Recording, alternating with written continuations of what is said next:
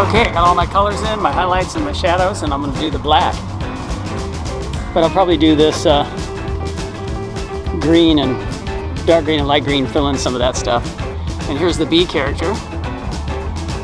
The bee that's checking out the flower and the flower calling the bee. And then down here, this guy, got all the colors in. And I'll outline him. And then do the hours there.